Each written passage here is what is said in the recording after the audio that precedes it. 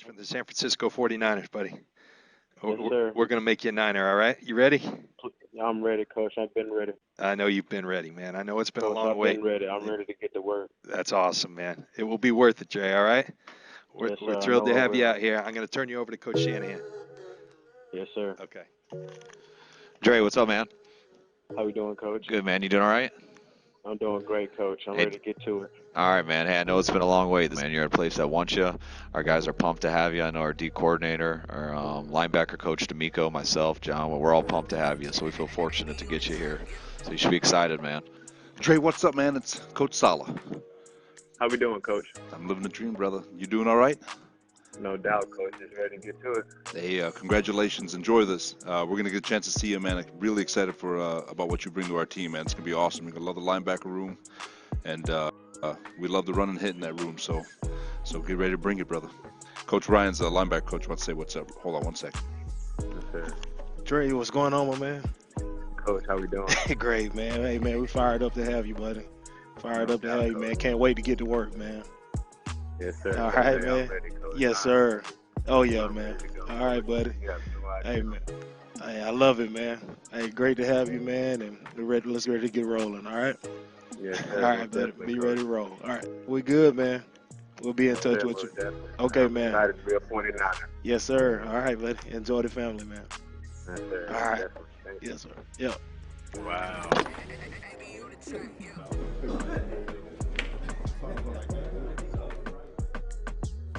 Welcome in, welcome in, welcome in. It's our Monday edition of On the Hill with Pat Jenkins Sports Talk Radio, coming to each and every day here on KDSJ 479. That's right, KDSJ 479, Monday through Friday from 1 to 2 p.m. And we let you hear a very, very special intro to today's show, the moment that Big Play Dre, yes, Big Play Dre, a Fayetteville High Purple Dog. That's right, Fayetteville High Purple Dog, Demetrius. Had his name called, and it's a special time. I want to say congratulations to all former Razorbacks that had their dreams realized this past weekend, and their opportunities to be involved in what any kid, whatever sport you're trying to master. Excuse me. You have the dream of playing at the professional level. And Demetrius, when you look at this team not having a lot of the success that a lot of these young men had dreamed when they came to Arkansas under the Brett Breathema regime. What does this say about those guys, and how, when you look back, will all this be worth it? I think it will for some of these guys, as I think they're going to be very successful professionals, maybe some all-stars. Who's to say? But I think, all the trials and tribulations will be very beneficial to the guys who were given the opportunity this weekend. Yeah, I think it was very special for Dre. I think that was something that I know he's worked very hard for. He's a kid that I really had a chance to watch in high school, and the adversity he fought not only through high school with his personal life, but just in the game of football, just having back-to-back injuries and just still fighting through. And then you go over to Armand, didn't play to his last year in college. That's a sign of adversity. 12 snaps, Demetrius. 12 snaps. Right. That's crazy to even think of. And then let's go over to Yelta. Special player. I say special type of guy. I think he's one of those rock guys. May not be the most athletic, or may not just pop out to you looking amongst a lot of other NFL bodies or guys, but right. I think he's a special guy. I think he understands culture, and he's one of those people that if you need an example, he's going to lead by example. I think that's something you still have to have even on a professional level, because those are usually the players that have longevity in the game, and I can really see Yelta really having longevity in the NFL just with the little amount of time that he's played, because people don't understand he really just started playing football at the end of his high school career. So I think he hasn't really even began to scratch the surface of what he really can do in the NFL. When you think about it, Demetrius, it goes to show the way football and the trend, and it started at high. It starts at even the junior high and even Pee Wee nowadays. These kids, these multi-sport athletes, you look at Yelta Froho. He was a defensive lineman, recruited here to Arkansas as a 4-star defensive lineman, converted to offensive line after his red shirt freshman season. Had 3 years to understudy and get it all together. Then you look at Dre Greenlaw. I had a chance to watch Dre play wide receiver, running back, defensive back, strong safety, punt return, kick return, and then came to Arkansas having not had any linebacker, in particular middle linebacker experience. And we all know as we watched his career unfold.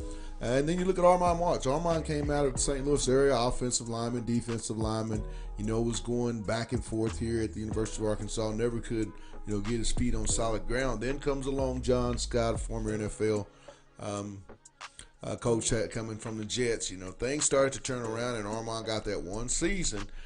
Just like you go back, he's not a Quinnen Williams, but he had the same Quinnen Williams impact. Two guys that stuck to it, stayed true to what they, what their dreams were, and when the moment was ready, those guys were ready to perform. But it goes back to two-sport athletes. Chad Morris talks about it all the time. From press conference one, two-sport athletes adapt, Demetrius, to adversity way more than an individual that is just a singular sport athlete, in my opinion. I know in my days I was track, football, baseball, basketball, and so coaches were able to poke and prod me a little bit different because mentally I was able to turn them on and turn them off and realize what sport, or take from the sports that I had previously been in and adapt it to the upcoming sport. That's don't you see the game going that way? Because multi-sport athletes, if you looked at that draft, that's all the experts were talking about, is they had previous experience at other positions, maybe from what they didn't get drafted to play. Yeah, I necessarily wouldn't say they have to play multi-sports, but I definitely think they should be multi-positionals. Just even when you look at basketball, you have players now that can play the 1 through the 5, or the 3 through the 5, or the 1 through the 3, or any type of combination. I think now in today's game, you have to be versatile, and with that versatility, the key component of that to me is footwork. You have to be agile. You have to be light on your feet. If you're not light on your feet, you don't have that hip flexibility to really turn and make some of those athletic moves that you really see a lot of professional NFL players making, and not only NFL players, NBA players. That's really where the game is going, and then understanding what you can do in your ability within yourself, because that's where I really think sports starts. I think it's an interior thing. If you know your capabilities, you can exploit your counterpart and make him play to your game, and I think that's the essence of sports. Well, I think that's what Arkansas's baseball team did this weekend. They made the Tennessee Volunteers, who came in, Demetrius, I think, and had what many consider the top pitching staff in the SEC. But unfortunately, when they left Fayetteville, that was not the case, as Arkansas got out the brooms yet another weekend in Baum-Walker Stadium. And we caught up with some very, very happy hogs in the press conference.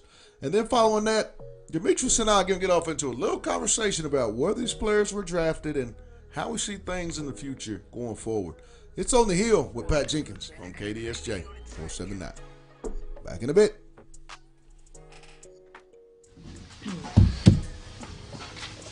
Okay, open it up.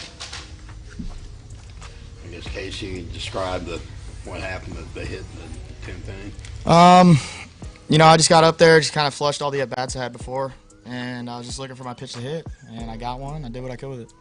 Dave said you had a rough series at the plate, Yeah. But he said you're a clutch guy. What was your mindset going into that? Pretty much mindset I take up to every at-bat, I'm a good hitter. You got to believe that, or else nothing's going to happen for you. So just came up there, took that at-bat for what it was, took what he gave me, and produced. What pitch did you hit? Fastball middle in. And what did you think of that? He hadn't gone more than 2 2/3, and he's been pretty tough on you guys. Yeah, he was solid. I laid off a tough 0-0 pitch, and then a change-up in. So, I was looking for something around the plate, just hit it back up the middle. They gave you a double. Do you feel like it was a double? Did you make it? I ran about 400 feet, I feel like. So, yeah, I'll take a double. Dave said something along the lines of, even in the 8th inning, when they went up, that you guys really felt you were going to come back and win. You guys just touched on that. Yeah, absolutely. We're never out of it. No matter what situation we're in, we're going to get up there and we're going to take good at bats. We're going to pitch well, and we knew we were going to come back. Christian just the home run and coming off 4 hits last. Welcome back. It's our Monday edition of On the Hill with Pat Jenkins Sports Talk Radio, coming to you each and every day here on KDSJ 479.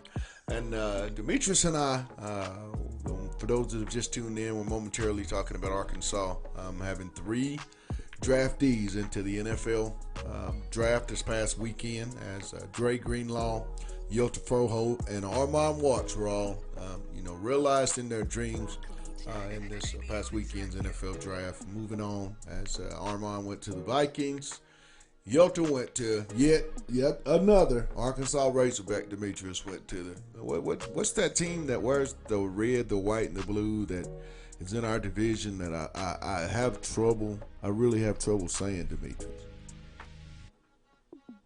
Yeah, I think Arkansas is coming, I guess what you could say, a funnel for the Patriots. I think they've drafted a Arkansas Razorback, the last 5 years? Oh, that brings pain to me, D. That you would even say all that. I can't even. I'm just saying. I can't say that. I can't say that team. Okay, so let's go back. You got A.J. Derby. That's one. Yes. Then you got Jake Beckett.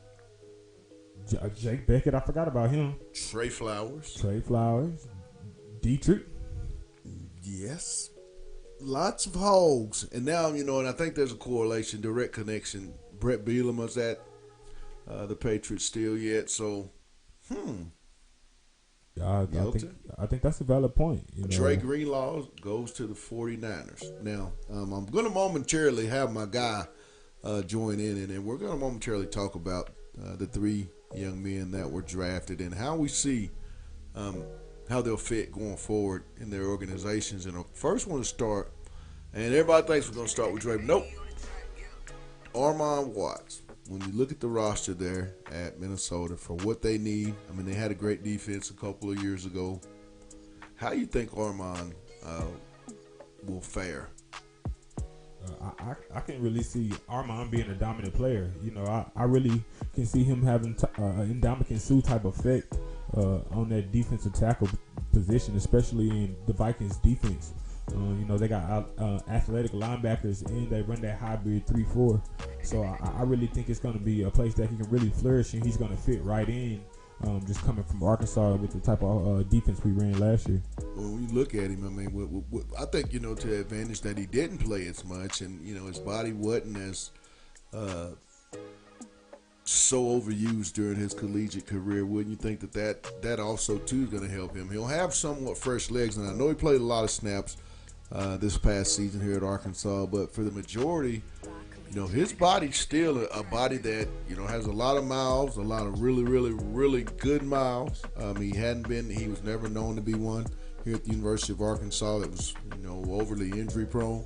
Always saw him, in practices, even when he was going through the times that he worked, he had to go through and endure here at Arkansas. He this was a guy that always had a high motor.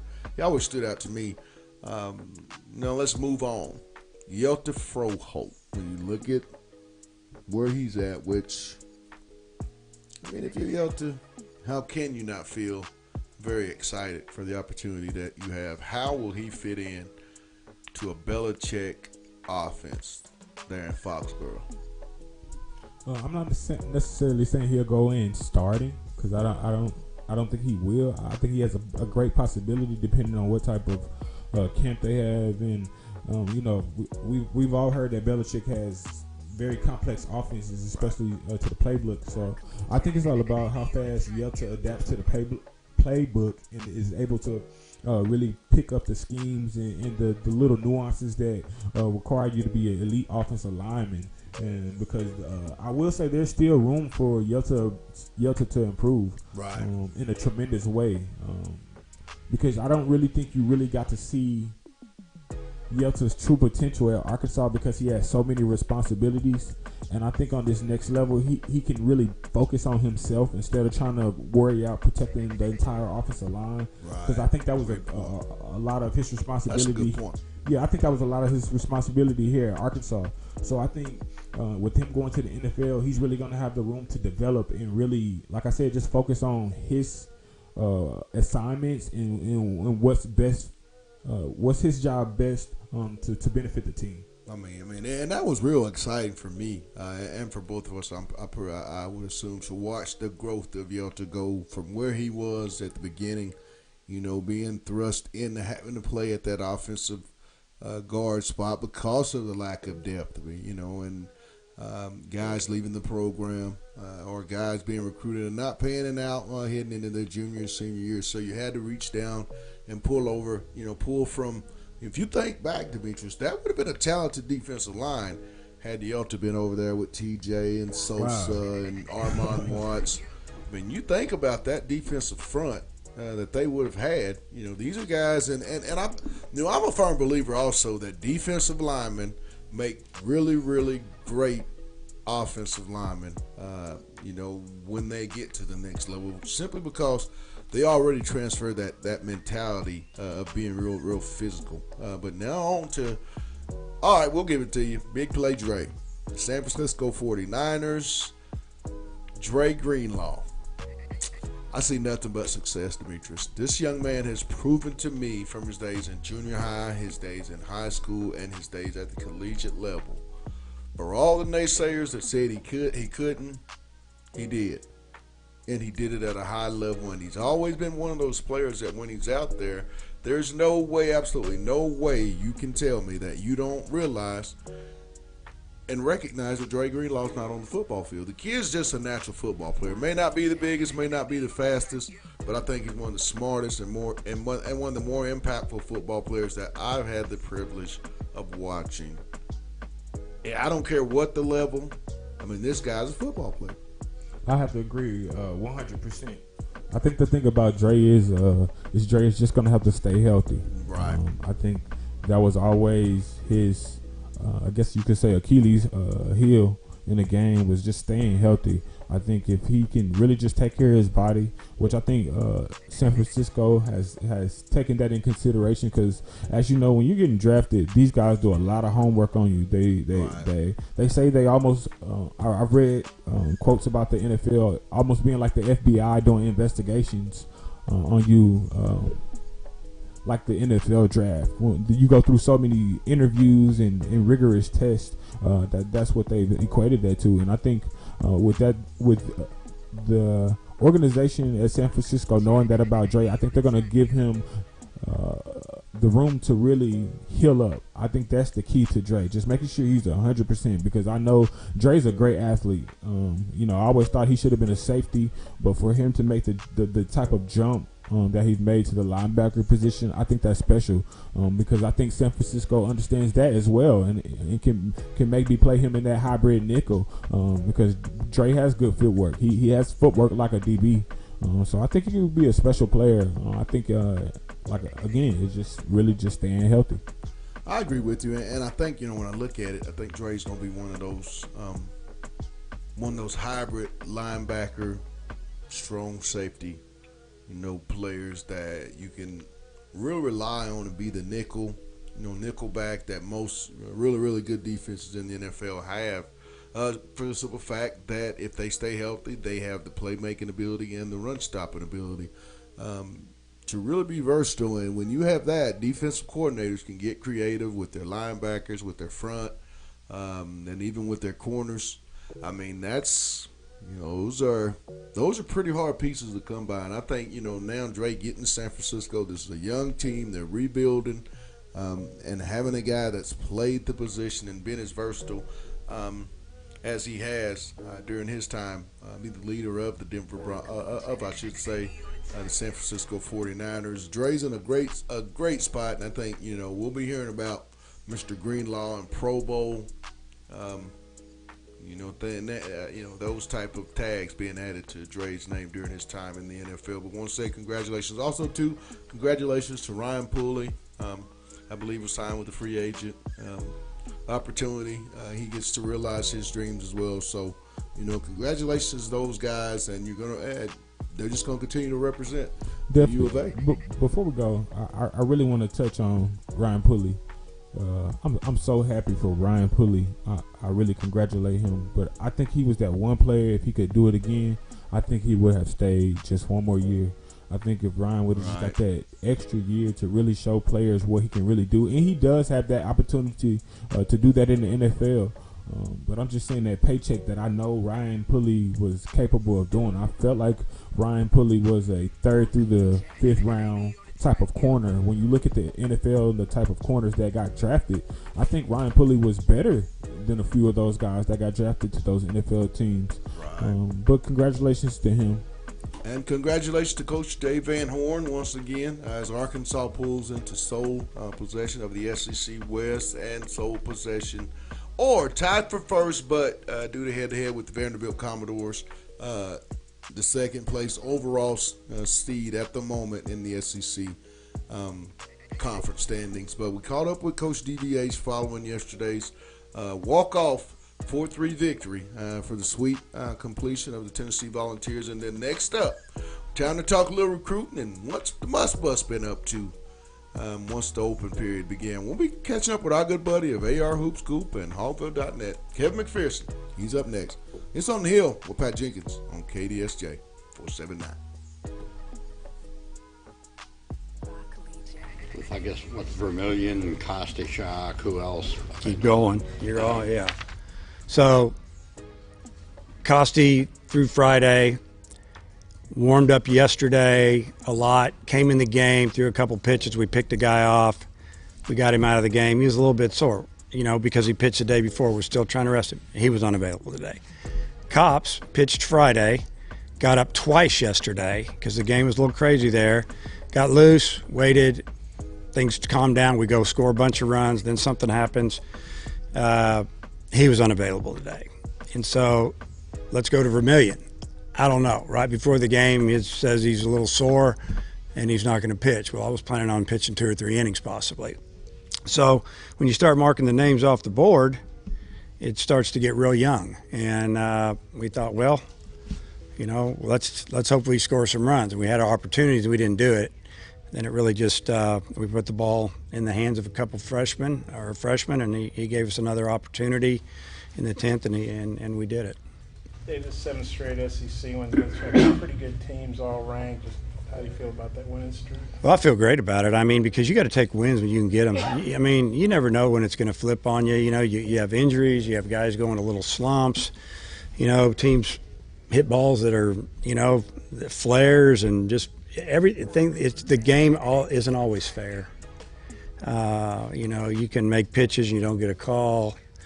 You hit the ball in the nose, it goes right at somebody. So whenever you get a chance to win, you win a game. And fortunately, we came back and won today, and just put ourselves in a good position down the stretch. We still have, midweek game, and we're heading to Kentucky, and that's really all I want to talk about is this week, the next week. I'm already thinking about it, and you got to find some guys to get Grambling out on Tuesday, and I'm sure they're going to be awfully young. And then we'll head over to Kentucky after that. To get back-to-back starts from Connor and Patrick the way you have the last 2 weeks, how big is that going forward? Well, it's huge for them personally, for their confidence. Connor's had 2 really good outings in a row, and so's Wicklander. I mean, they look like weekend starters to me, and they're both probably 19 years old, and that's great. You can kind of see that. Maybe we can keep Scroggins in the pen. He'll be available next week. He wanted to pitch this weekend, and we wouldn't let him. I didn't even put him on the roster. He wasn't happy about it, but he gets it. We're trying to take care of him, and luckily some guys stepped up, so hopefully he'll be back, and some of these guys that got a little tired can rest for a couple of days, and they'll be ready to go, by Friday. For Vermillion, is it this sore arm, elbow? No, it's the front, which is a spot that usually you don't worry about too much. It's usually the back of the shoulder or the elbow. So I haven't even talked to him. I was told this, and so. Welcome back. It's On the Hill with Pat Jenkins Sports Talk Radio, coming to you each and every day here live on KDSJ 479. But real quick, want to give a shout out to all our sponsors for making our show possible. Lindsay and Associates with an office location in Fayetteville, an office location also 2 in Rogers. The Baymont Hotel, located at 735 South Shiloh Drive in Fayetteville. Locomotion, it's located at just below the Northwest Arkansas Mall, and our newest sponsor, Corey Beck's Custom Painting. But Arkansas and Coach Eric Musselman and staff had their first chance to get out and do a little hog hunting with the Must Bus. And we caught up with a good buddy that had a chance to also to do some evaluation. Works for AR Hoop Scoop and Hogville.net. Kevin McPherson. Kev, welcome back to the Hill, my man. Man, good to be with you, Pat. Good to be with you. Let's get off into it. You had a chance to make your way down to Dallas in the Adidas Gauntlet, played at the Field House in the Plano area. Talk about the talent that you saw, that Arkansas and Coach Eric Musselman, had the privilege of, just getting a chance to put their feelers out and vice versa. I'm sorry, Pat. I lost you there for a second. Repeat that. I apologize. Talk about the talent level that you were able to witness Coach Eric Musselman and staff. Some of the guys that are on their radar. What how'd that go this past weekend? Oh my goodness. Well, we know when he was hired on his introductory press conference, that was less than 24 hours from his Sunday announcement as the new coach. He had offers out that day to 3 prospects, and it started with 5-star Kyrie Walker out of Hillcrest Prep and his teammate Dalen Terry, a 4-star, high-level 4-star also at Hillcrest Prep, and then Moses Moody, the 5-star from Little Rock who plays at Montverde Academy. But those 3 got offers right away. And this first live period, and the only live period in April for coaches to evaluate talent on the grassroots circuit from Nike, Adidas, and Under Armour, he wasted no time in getting out and seeing those 3 guys. And I was in Dallas covering the Adidas Gauntlet, and when Musselman came there Saturday, he got to see both Dalen Terry and Kyrie Walker play multiple times. And I talk about that talent. Kyrie Walker is a 5-star top 20. ESPN's got him ranked 13th in the country in that 2020 class. Now, he may reclassify to 2019. He told me he'll wait to the end of the summer. I did interviews with him every day. He's had high praise for Musselman. He's very interested in Arkansas. But when I watched his talent, I knew he could score. 30 points a game guy, Pat, but he made other players around him better. He made his teammates better. He did a great job of passing the ball, finding guys, and not just looking for his. Strong guy, just a big, strong frame at 6'5", and you could see the floor IQ. When he got into his own offense, he's a lot of ball fakes, fadeaways, a lot of skill. He's a good, a plus slasher. When he goes to the basket, he's hard to defend. Right. Dalen Terry, 6'6", long, excellent skill at the point guard. He really doesn't look to score as much as he does to set other guys up, but he reminded me a little bit of a Ron Hury type of frame and skill level. A really nice player at 6'6", playing for Compton Magic out of L.A. But, he, like I said, he goes to Hillcrest Prep with Kyrie and Phoenix. Both of those guys impressed this weekend. And Musselman and staff, they had 3 staffers there for every one of those games. New assistant Corey Williams, that was the head coach at Stetson, that was hired last week right before the live periods. And then Hayes Myers, who's going to be a special assistant to Musselman. He's not going to be a bench coach, but he was also in attendance in Dallas throughout the weekend. When you looked at those 2, Kyrie, Dylan, and the guys that, Muss and Coach Williams and Coach Myers were there to keep an eye on. When you look at the versatility, Coach Musselman mentioned in his initial press conference, positionless basketball players, which enhances and gives you a lot more versatility. Are those 2 of the guys, and based on what you were able to see, when you look at Tamari Relaford, and I know you had a chance to watch that Joe Johnson Hawks group as well. When you watched all those kids, do those kids look like the positionless type of prospects that, we'll start to see this program, really, really make high priority? Yeah, I mean, look, here's the thing. You're talking about in-state guys is always going to be important for Arkansas because it's the only show in town. The Razorbacks are the only show in town. We know there's high level of talent here. I don't know how many coaches told me, and it got back to me that they're saying, Arkansas is sort of that new discovery, that hotbed for talent. So I think Musselman's going to cast a wide net, not only around the country. I mean, he put out 9 offers so far in 3 weeks to 5-star players around the country in the 2020 and 2021 classes. But he's done a good job so far canvassing the Arkansas talent. The Joe Johnson Hawks 15U and 16U, that's classes 2021 and 2022. They were in Dallas at the Adidas Gauntlet this weekend. Coach Corey Williams was in attendance every night at their games. Musselman was in attendance when he got into town on Saturday at their game. So, I think this staff is really looking at some guys like Jalen Ricks, Taron Williams, Tamari Relaford. I know that there's some interest there. Ricks is the 6'6" wing that played at Sylvan Hills last year. kind of reminds me. I compare him lately to George Iceman Gervin because how smooth and long he is, and he gets into that lane. He doesn't blow by anybody, but he does enough, and he's got really nice finishing skill, and he's a good three-point shooter.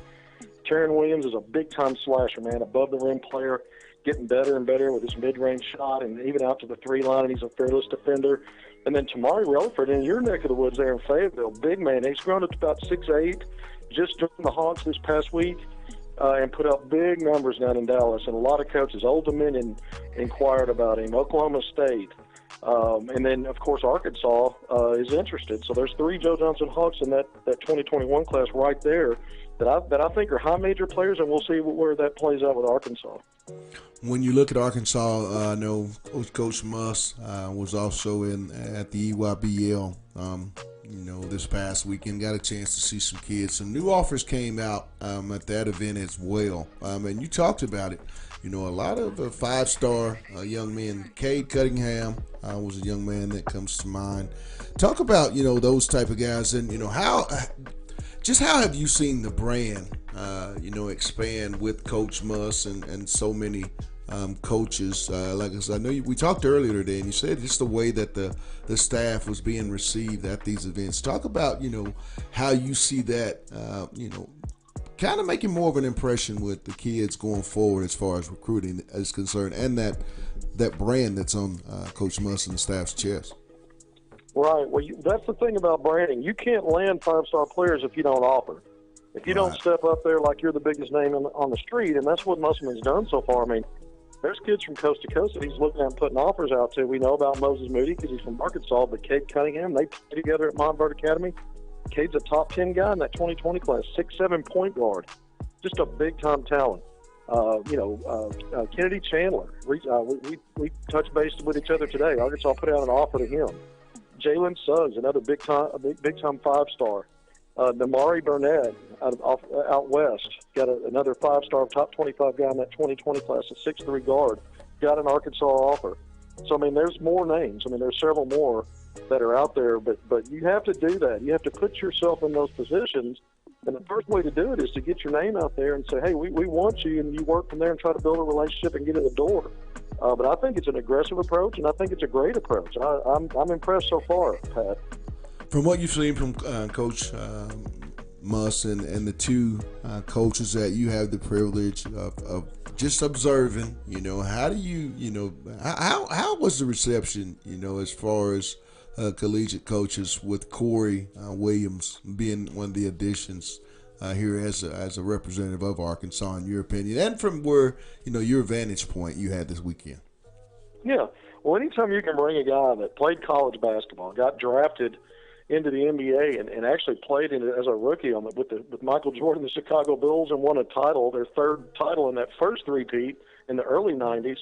And then you move on, and you're a head coach at the Division I level at Stetson. You spent 7 years with Richard Hamilton Richard's not right. Leonard Hamilton. Anyway, Leonard, I said Richard. Leonard Hamilton is one of his top assistants, and that's one of the best recruiting programs in the country at the high major level in the ACC. Like I said, you have all this experience, NBA, college, as a player, and now as a coach. I think that's big, and I saw a lot of coaches that are very friendly with him out there on the circuit this weekend, and that says a lot about the camaraderie. It's a big fraternity of coaches, but he was one that I saw a lot of people come by and say hello to. So, anytime you can network and have connections like he's got, and all the years he's put into it, I think it only helps Arkansas. When you look at the roster, going forward and what Arkansas has, from what are you hearing about the workouts that the team currently on campus, has had? I mean, are you getting any scuttlebutt? I mean, what's your take on what you've heard so far? Well, the guys that we expect to play well, to have done well, that did at the end of the year, the guys I've heard good things about. Isaiah Joe, Mason Jones, Desi Seals, Reggie Chaney. And I think there's been something positive come out about each one of those guys at one point or another. They can work. They're limited in what they can do, but Musselman puts a lot of time into looking back at film, doing his scouting, and he already looks at players' tendencies, not just production, but where they can get better. And I think all those guys have shown him some good things, and I think all of them have given him a reason to say, here's what you need to improve, here's what we're going to work on. And so, these grad transfers too. He's still looking at them. He's got one on board. He's got more coming in, and I think based on some of these guys he's bringing in, it kind of gives us an idea of what he thinks about the current roster and what he needs to add. Good point. Well, hey, my man, love having you on. We'll continue to talk. I'm pretty sure as it only gets started for you. I mean, basketball, it hadn't even cranked up yet. This was the first of many, but as always, love having the insight. And Kev, thanks for taking time out of here on the Hill, my man. Hey, good to be with you always, Pat. Thank you. All right. That was Kevin McPherson of Hogville.net and AR Hoop Scoop giving the pace with space update, from where the Must Bus has been as Arkansas and his staff, Coach Corey Williams, Hayes Myers and staff made their way to Atlanta for the EYBL and also Dallas for the Adidas Gauntlet. First initial opening period, coaches get a chance to get output, name to a face, eyeballs to a coach's name, logos to team logos and all that good stuff when AAU competitive basketball gets started. But we're going to step away, get us one last quick break, and then we're going to wrap this thing up. It's On the Hill with Pat Jenkins on KDSJ 479. There's a shortstop who hit it. He's fairly quick. So, he played pretty good defense. I mean, Kinley, that ball was hit hard, but it was an in-between hop. He either needed to back up a step or try to charge it because it wasn't a short hop and it wasn't a long hop. It was an in-between hop, and it came up hard on him. And Jack's done an incredible job fielding the baseball this year, and things happen. So, just a really good job defensively. About his game offensively, because it was 3 for 4 with a home run.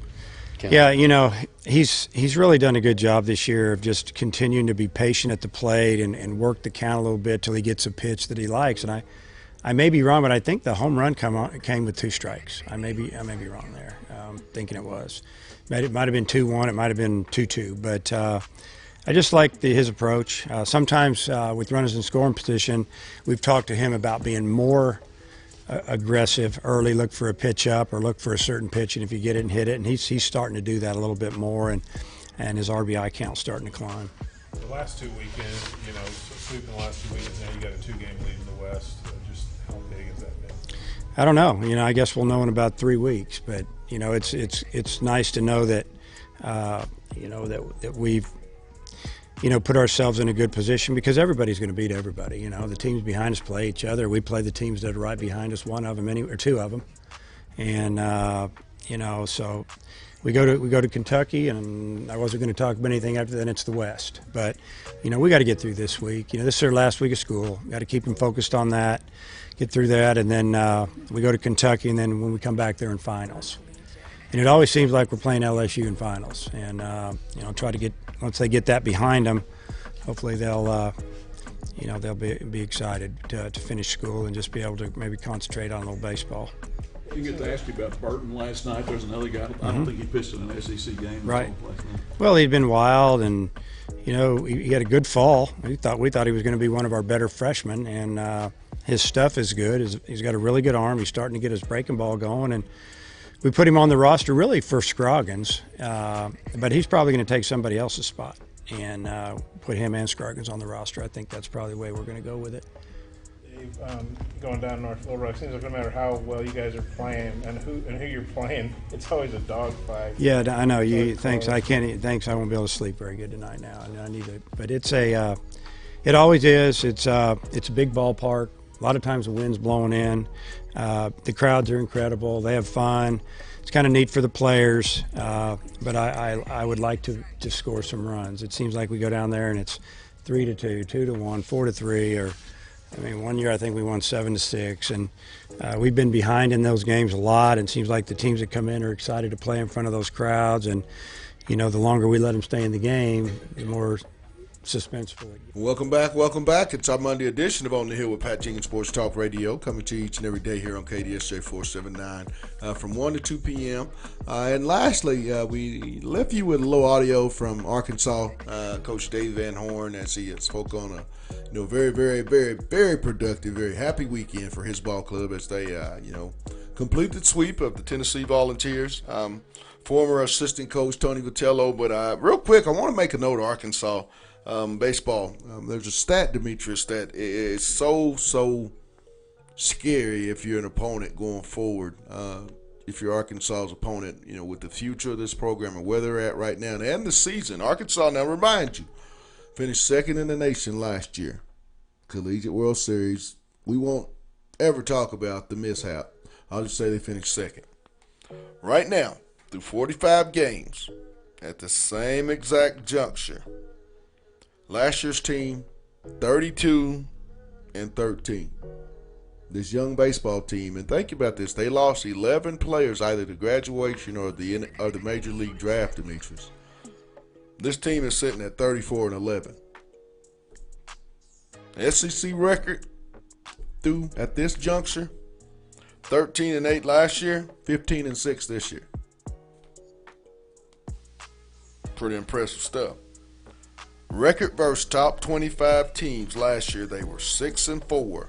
This year, 11-6. Last 10 games at this juncture, 7-3 last year, 9-1 this year. Last 5 games, they each were 4-1. Runs scored, 329 last year. This team has put up 358 runs. And they've given up.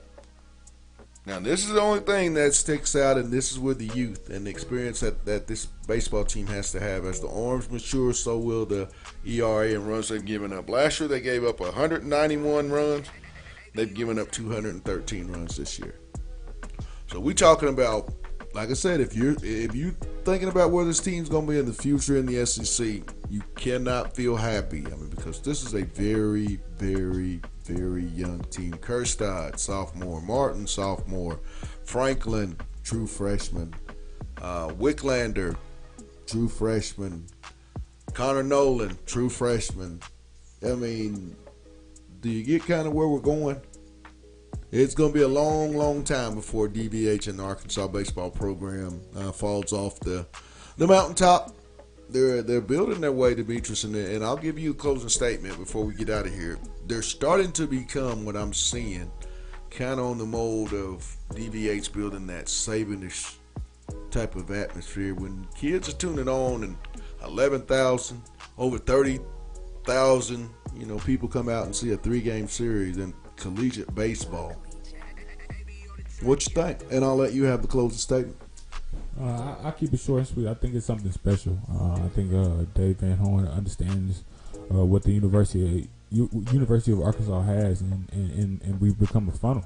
I think the only thing that kind of can stop Dave Van Horn is guys leaving early, and I think even with that, I think he has so much sustainability with the brand that he's built at Arkansas that kids believe in coming here. Just like you said, that Saban-like effect. You go to the University of Alabama year in and year out because you have a for sure chance of going to the NFL versus going to any other school. Right. And that's just proven when you look throughout the draft and look at maybe the last 10 years about what school. There's probably 3 that stick out to me. That's Clemson, Alabama, and then probably next to that Ohio State somewhere. So again, to correlate that back to that baseball, I think Van Horn is actually absolutely going down that road of building